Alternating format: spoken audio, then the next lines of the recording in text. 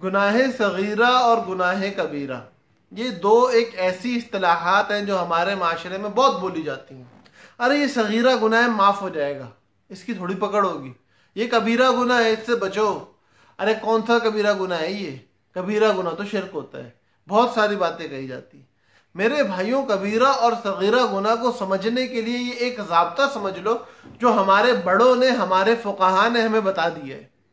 वो ज़ाब्ता ये है कि भाई आप लोगों को अपनी औकात देखनी चाहिए और अल्लाह की शान देखनी चाहिए। मतलब मैं हूं, मेरी औकात क्या है?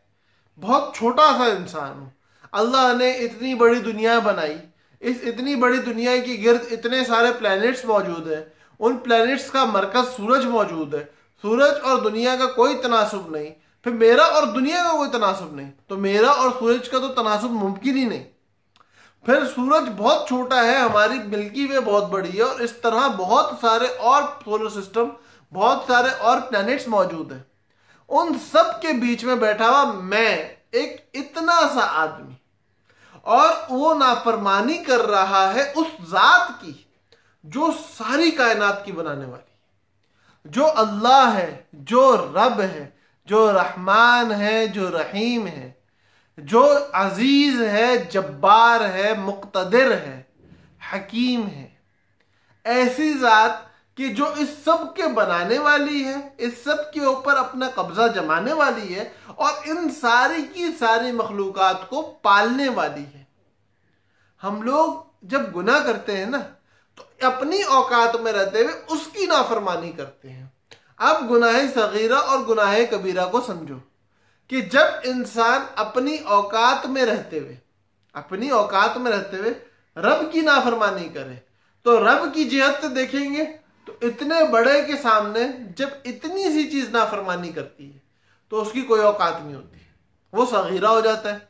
जैसे कि हमारी नाफरमानी चूंटी कर ले कि हम यहां से कहें कि आपने दरवाजे से नहीं जाना, आपने उस तरफ से निकलना है, वो वहां दरवाजे से बाहर निकल जाए, तो ये तो हो गई चूंटी की हमारी की भी नाफरमानी। तो ये नाफरमानी जब चूंटी ने हमारी की तो हमें कोई फर्क नहीं पड़ा। लेकिन दूसरी जानिब अगर हम ये देखें कि चूंटी ने हमारी नाफरमानी कर दी, बात समझो, हम चूंटी मुकल्लफ नहीं हमारी मानने की, क्योंकि हमारा एहसान कोई नहीं है। लेकिन अल्लाह का हम पे इतना एहसान है कि सर के बाल से लेके पाँव के नाखून तक हर चीज में अल्लाह के मोहताज है। आज नाखून का एक किनारा टूट जाए, तकलीफ से जान निकल रही होगी, हमें और बड़ी चीज कुछ करने की जरूरत ही नहीं है। ये किनारा टूट जाए ना तो तकलीफ से जान निकल रही होगी। अल्लाह ने नेमतें दी, अच्छा खिला दिया, खिलाने के बाद पेट में जमा दे, बाहर ना निकाले, कब्ज हो जाए, तकलीफ से जान निकलती है। पानी पिला दिया, पेशाब नहीं आ रहा, वो अंदर जमा होकर तकलीफ दे रहे, जान निकल रही होती है।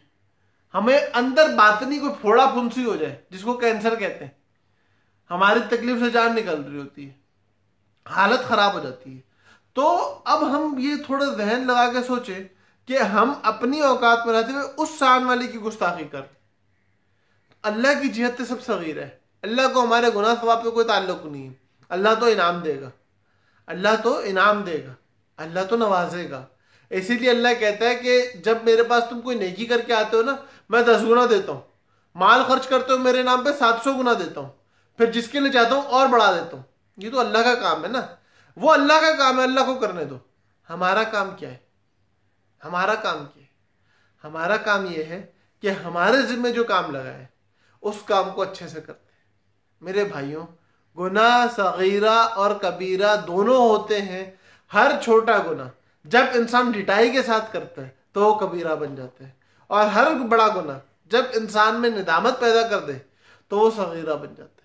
इसलिए हाथ जोड़ के गुजारिश है, इस बहस से खुद को बाहर निकालो। ये याद रखो कि मैंने अपनी जिंदगी में अल्लाह की फरमाबरदारी करनी है, क्योंकि अल्लज़ी खलक़ल मौत वल हयात लियब्लुवकुम अय्युकुम अहसनु अमला।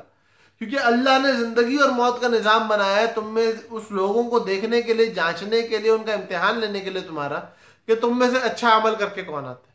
तो भाई हम इम्तिहान में पास होने वाले बन जाए, अच्छा अमल करने वाले बन जाए। उम्मीद है बात समझ में आ गई होगी, और उम्मीद है कि आइंदा कबीरा गुनाहों को छोड़ देंगे। अल्लाह पाक हम लोगों का हामी और नासिर हो।